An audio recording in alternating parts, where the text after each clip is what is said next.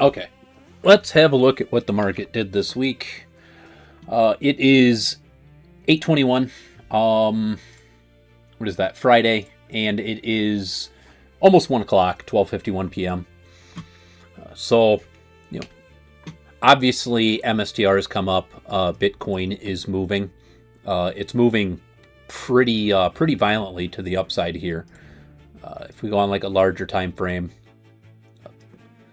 there's a lot more lines I have drawn. None of this is generally important to anybody else, but we're moving. Like, obviously, the last 3 days have just stacked large green candles on top of each other, and it's pushing pretty significantly. MSTR is also following. If we zoom in a little bit here, so we have the same push. The difference here is that we have the one big green candle and then a red candle and then a little bitty green one here. What is happening on the MSTR side? If I pull up the there we go.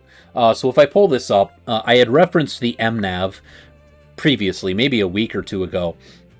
And so it is experiencing MNAV compression, where whenever it gets up and it gets to like 1.07, 1.08 MNAV, strategy peels that premium off of it and uses that money, the 0.07 or the 0.08, which ends up being like a percentage, it's 7% or 8%.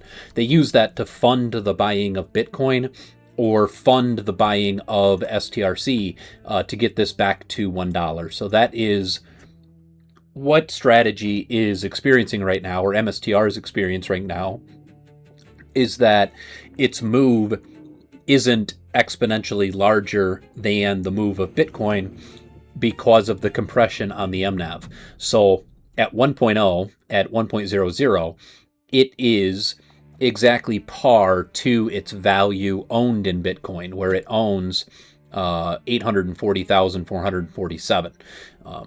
That is effectively what this 1.0 represents.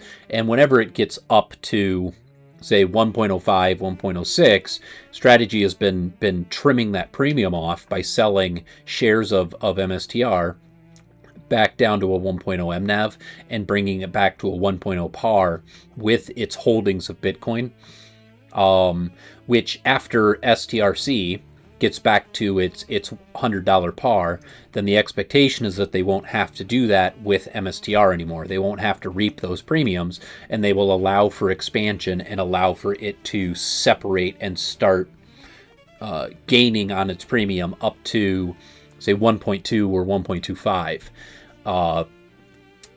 The general theory on the internet, just internet gossip, purely gossip, is that once Bitcoin or once strategy seeds its way out of this bear market and starts gaining and having some stability in some kind of positive ranges, that they could then allow this to become a 1.2 or a 1.25 MNAV. And then if it gets to 1.3, they can trim off the 5% back down to 1.25 or 1.2 and try to at least maintain some kind of premium progression and amplification on its value over the Bitcoin, so that it's not always pushed into the floor, because this is basically the floor. There's nowhere to go down. It is fully compressed to its own par to how many Bitcoin that it owns. So that's the working gossip idea on the internet, is that you get out of the bear market, you start pushing some bullish positive directions, and then you can allow for MNAV expansion without having to trim the premium to help support STRC. So that's going to be the working theory. But even without that being true, at a 1.0, if Bitcoin goes up, MSTR goes up at an equal rate to what Bitcoin can move. And so that is the working dynamic of MSTR, is that they are a leverage against Bitcoin, where at minimum it's going to be a 1-to-1 with the potential expansion. So there is more available here potentially to the upside than just the simple move against whatever Bitcoin moves up. So that's what we're working with right now, which is why this isn't just green and green and green, very large candles, all the way up to the previous, where if we look at where we were before, here across, if we looked at like 512 on MSTR, the previous like 77,500 or 80,000-ish area on Bitcoin on 512 before, MSTR was $185. So that is the MNAV compression that MSTR has experienced over this whole bear market, was just a removal of the premiums off of MSTR. So the expectation is that now that Bitcoin is moving and pushing positive, plus where is that? Here. Oh, what was their average here? So their average entry price is 75,000. Now that they have regained their average on Bitcoin, they are positive as a company on their ledger. They're in the black. They're not in the red. There's no more news articles coming out saying that they're technically underwater $6 billion. All of that is now gone and in the past, even though it was only true for the last 3 months of the history of the company. That was the large like FUD dynamic that was being pushed for negative sentiment against strategy, was that they are technically red. They're not red anymore. As of today, their average is 75,000 on Bitcoin for all of the Bitcoin that they own. They're up $2,500 per Bitcoin that they own. That they're red, I don't even know how, or they're green, I don't even know how much, but they are green now, and that dynamic is gone. So now that they have reclaimed at least neutral on the ledger, we should be able to see STRC climb back to par, and then MSTR start to be allowed to have expansion on their MNAV, and expect some kind of return back to, say, 180 on MSTR, previous March 11th pricing, given that Bitcoin is 77,000. So yeah, that's basically the move that we're looking for, is a return to 180 on MSTR. And then as Bitcoin moves progressively higher, let's say we get Bitcoin 97,000 or Bitcoin 100,000, we're kind of looking for that tippity peak there on January 15th. And so if I come back to January 15th, again, that's the same price, $180 on MSTR. The difference there on the Bitcoin is the compression, where on Bitcoin that price was 100,000. On Bitcoin of that same MSTR price was 80,000. So there is difference in the MNAV compression that they were seeing back in January, the same that we're seeing it today. There was a $20,000 Bitcoin difference in the MSTR price. So that's basically what we're looking for. We're looking for MNAV expansion. Either way, we are being elevated off the floor of Bitcoin. That the MNAV at 1.0 is the floor that is available. So regardless of what MSTR wants to compress, it will continue to get risen if Bitcoin rises, because the floor is coming up. That 1.0 equivalent value is getting higher. It's at 77,000 today. Yesterday it was at like 60 something. 72,000 and 69,000, and before that 65,000. So as the floor rises, as Bitcoin moves up, the floor will rise on MSTR, and MSTR will continue to climb. As the market itself starts to rotate and gain acceptance of Bitcoin's price rising, MSTR will be permitted to have expansion, and we'll be looking for that $180 range. Then we'll be looking obviously higher at $250 or $300 on MSTR. So we're in a good position here. We're all green. We are all holding a very good average on MSTR. That now the ride up becomes simple. It becomes that we just go. Where it goes, we also go. And whether it has MNAV expansion or doesn't, we're green. and we're sitting on the floor right now with the ceiling being made of glass. It bumps its head on there against the glass ceiling every morning as the MNAV expands. It bumps its head and says, nope, not yet. It bumps its head and this says, nope, not yet. Compared to these big green candles that we have, like these definitively solid-bodied candles on Bitcoin, MSTR is bumping its head against a glass ceiling. At some point, it will break that glass ceiling and go through it, but for now, we're just being risen as the floor comes up. So the elevator, if you're just standing on the floor of the elevator, is rising, and eventually will hit the top floor, and then it bounces off and bumps your head and sends you back down again. But Bitcoin's coming up. Everything looks really good, and it's just playing out. So long as we all averaged in and just progressively DC8 every Friday, we're all looking great. Talked to my uncle this morning, and he's looking very good. So yeah, everything is working as intended, and it's all playing out nicely. As far as the little account here, I did have to make a change on Tuesday or Wednesday. I'm not sure which day. This big candle day, that was the 19th. So that was 2 days ago.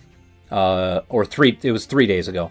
So 3 days ago I had to make a change where I had sold the $2 puts last Friday for roughly 30 cents.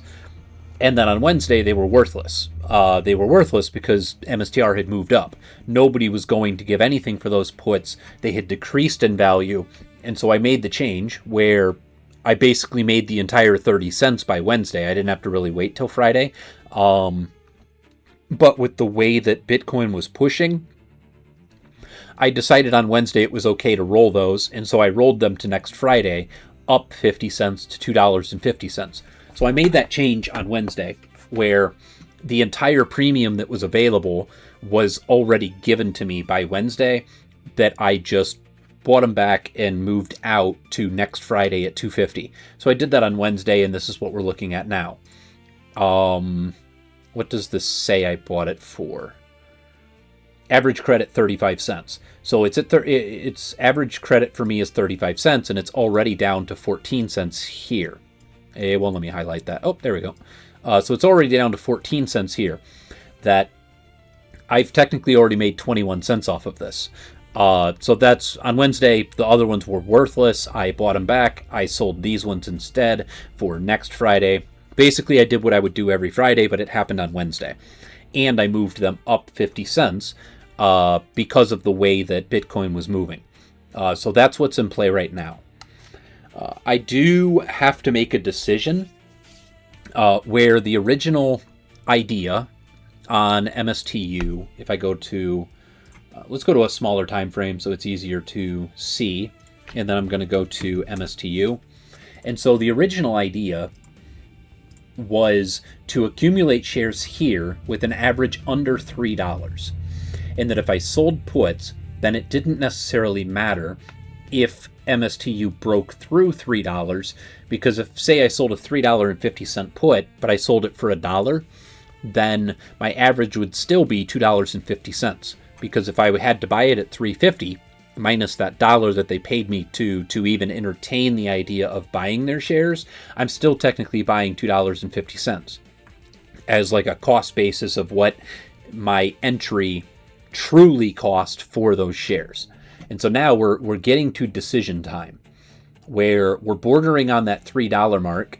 This could continue to push when we wake up Monday morning, Tuesday, Wednesday, Thursday. It could continue to push.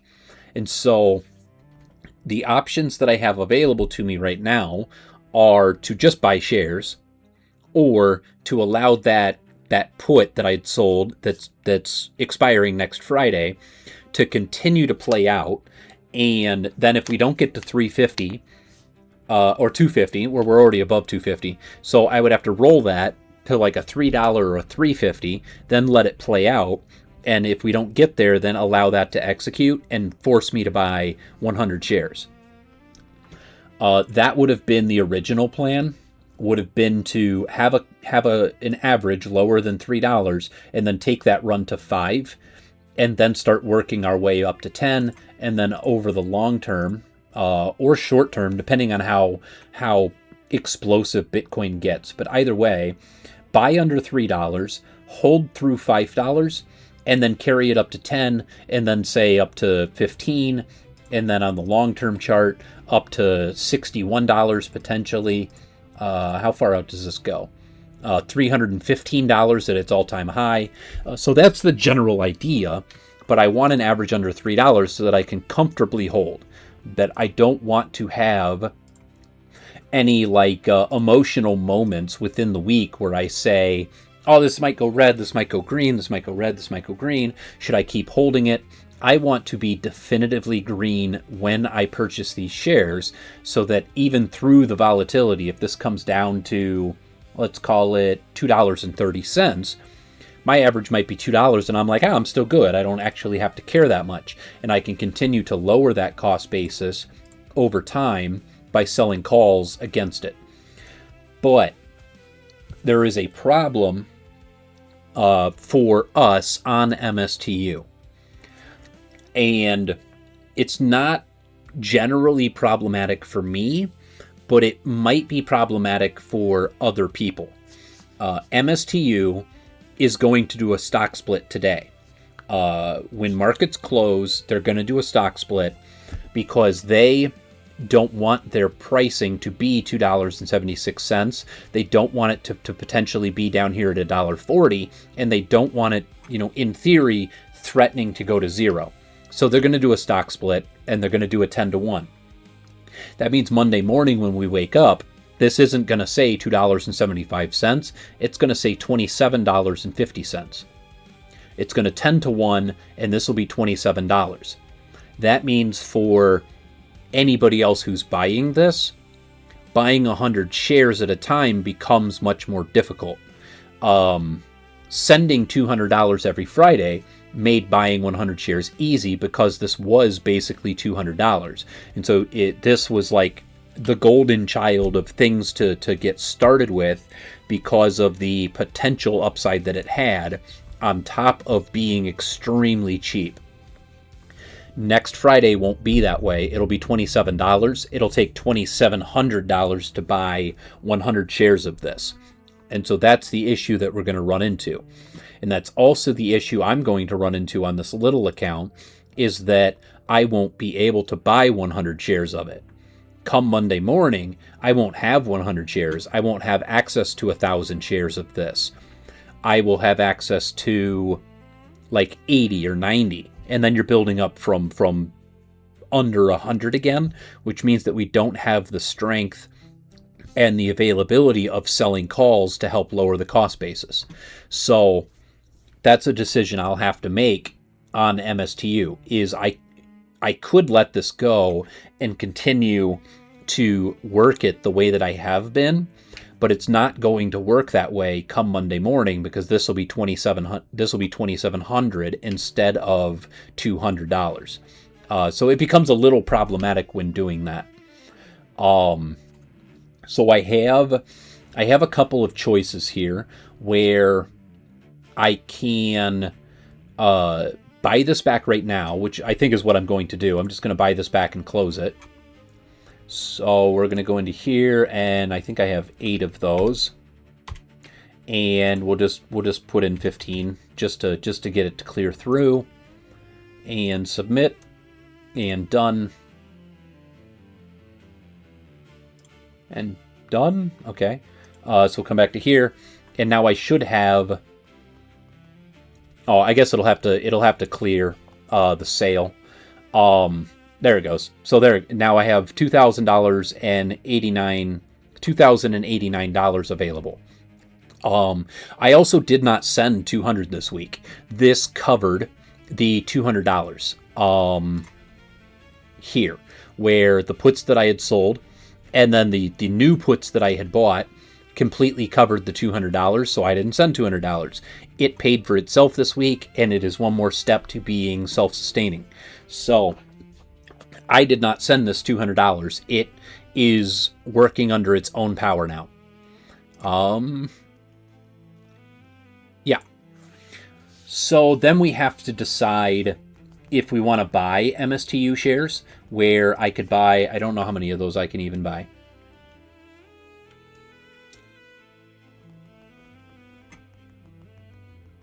Buy in dollars? No, I want shares. And let's say 900, 800, oops. So I could roughly buy 800 shares. 800 is still 200 short of the after the post stock split. It would be 80, so it's 20 shares short of 100. The second option is MSTX. And so MSTX is $12.53. So instead of MSTU, we're going to look at MSTX. And then here, it's effectively the same thing as MSTU. The only difference is that this is $12. And at the time, like today, MSTU was $2. So I chose that one because it's easier for people to become involved with it at $2 versus $12. But Monday, MSTU is going to be $27. MSTX is going to be $12.50. So it takes $1,200 instead of $2,700 to become involved with this, which lets the $200 that you would send every Friday feel like it gets to the 100 shares easier than it would if it was $2,700. And then I want to check the options chain here. And I want to make sure that it has weeklies, and it does. So every Friday they have expirations of options. So everything can work the same way on MSTX. That if I buy 100 shares of MSTX at what is basically the MSTU $3 here, you know, I'll just draw this across here. So that line is now basically $3 on MSTU, and I'm just going to thicken this up some. There. So if we have an average under whatever this line is, that's the equivalent of what my intentions were for MSTU. Because MSTU is almost $3 today, and this is $12.59. So that's what I'm going to do, is I'm just going to go ahead and buy these. And we're going to go to MSTX. We're already there. Yeah. So we're already there. And then I want to say buy 100 shares.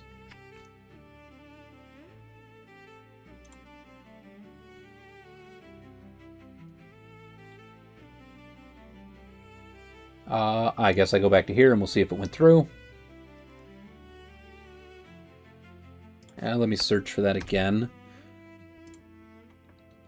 I think I need to add it to the watch list, maybe?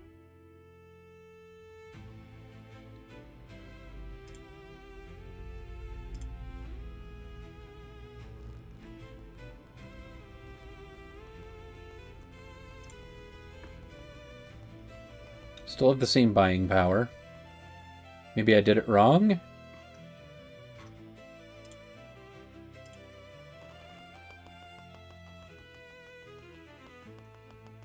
Okay, buy 100 shares, yes. Review order. You're placing a market order. As a product, blah, blah, blah. Buy. Okay, so that says it did it. Where are my shares?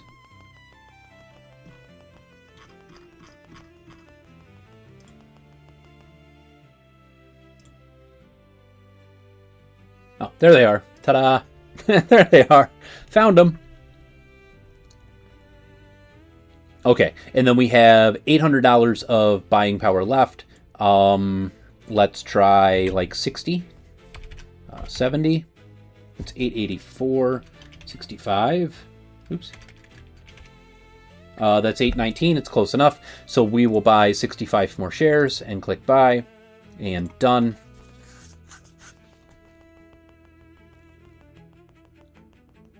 And yep, so we have 165 shares. Okay. Then what I want to do is I want to lower that cost basis or protect myself from any like potential drops and downsides. If let's say Bitcoin is pushing, and then it decides to, it went for this when, it's clearing this 1 week when type of target that I generally look for here, and these will come together and it's already in there and it'll start building up. But if this wants to maybe take like a relief dip, some kind of sideways bull flag type of thing, let's go to a smaller time frame, even smaller than that. Trying to generate a bull flag somehow. There. So if we go upwards, and then this is a bull flag, and then upwards bull flag, upwards bull flag, if this goes upwards on Monday, that's great. But if it bull flags sideways, that's fine too. If it wants to try and retrace, maybe bounce off of this line or bounce off of this line, then that is downside pressure. And I do not want to absorb any downside pressure. So if this wants to push, it can, and that's fine. But I want to be protected off of any downside pressure, because that means MSTR from 119 could potentially go from 119 to 111. It means that on MSTX, it could go from 1250 down to, let's say, 1129, which is a full dollar. That's almost 10%. I don't want to absorb 10% downside. I could, but I don't want to, and I don't have to if I don't want to. So this is roughly peaked out at 14, and we could sell a call up above. I have 100 shares. I can sell a call up above. And so I want to look at the pricing and then say, oh, that expires today. I want next week's. And the $14 calls are going for 80 cents. So if I sell this, we're going to sell, by the way. So if I sell a call and I sell it for 14 cents, then, ow, fuck, that hurt. I just rolled my elbow on the funny bone. So if I sell a $14 call, somewhere between 50 and 80 cents, because the other side was 80, then I am free and clear from $12.50 all the way to 14, plus say 80 cents. Then if Bitcoin does move, it pushes upwards, then I would be selling my 100 shares, and I would be selling my 100 shares at $14 plus 80 cents. If it decides to come down or retrace or track sideways, any three of those, I keep my shares, it doesn't reach 14, and I still collect the 80 cents. So 80 cents is going to be $80. If I collect $80, then that's just the premium paycheck that I get to collect every week. But also, if this goes up, if Bitcoin goes up or MSTR goes up, then this goes to $14. I would not have to sell my shares if I just roll it out. And so if this is 80 cents and I roll this next Friday to the Friday after that, if I roll it out to September 4th, if it's at like, say, $14.20 or $14.50 or $15, it doesn't really matter. I can defend my principal. I can defend my 100 shares by rolling this out. And so that's what I'm going to end up actually doing, is I'm going to protect my downside by taking claim of this 50 cents or 80 cents, depending on whatever they give me for it. I will take claim of that. It'll protect my downside by lowering my cost basis, because if this doesn't get to 14, then I just collect 80 cents. I paid $12.50. Remove 80 cents from that, I paid $11.80, $11.70. If I do that again, then it lowers my cost basis to $10.90, and again and again and again, that I just continually every week lower my cost basis by collecting that paycheck of $80 every week. So I'm going to sell this. It protects my downside. It hedges me to the downside. And if it goes up and it goes through, 10% of $12 is $1.20. $1.20 on top of this is $13.40. And so I'm also selling it for slightly above 10%. That if it does go to 14, and I did want to sell this, it's a 10% gain, and a 10% gain in a week is great. If I could just repeat gains 10% at a time, week over week over week over week, I would just take that. So everything is situated and defendable on my end, while also allowing me positive moves. And if this goes through, then, if it goes through $14, then I can try to roll it out, and I'll just push that date farther and farther. But I want to protect myself to the downside, just in case this tries to roll down and find some kind of stability here before the next push, which is very reasonable. This could let's try to find Bitcoin here. This could roll down, maybe find stability at 73,000, track sideways a little bit, and then find new bullish momentum. But I don't want to sit there and suffer through that 10% downside. I want somebody to just pay me for that 10% downside ahead of time. So I'm going to sell one of these. I would sell two, but I only had $2,000, and this would have been $2,400. And so we're just going to sell one, mostly because that's all I have.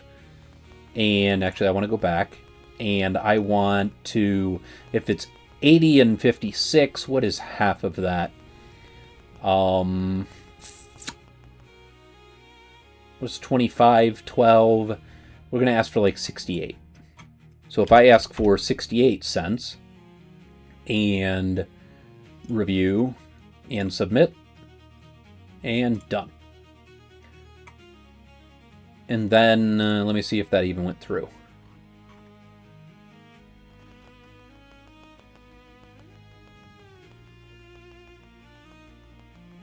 Okay, and that's pending. So I want to replace this, and I'm just going to work downwards from here.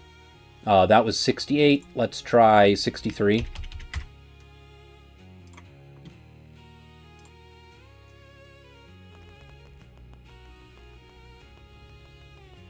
Okay, and it filled, so that's cool. It says collateral 65 shares. So if it's only holding 65 shares, let me see if it'll allow me to sell another. So I have one of these, and sell to open. I did sell, right? Let me double check that. Yeah, -1. So I did sell, and then I'm going to attempt to sell one more. If it'll let me, I'm going to do it. And 63 cents, and then we'll review. Not enough shares. Okay. Oh, maybe this is what what I have available now, because I have 65 more. So yeah, that's it. And so that's basically, that's basically it. That's the move, right? That's it.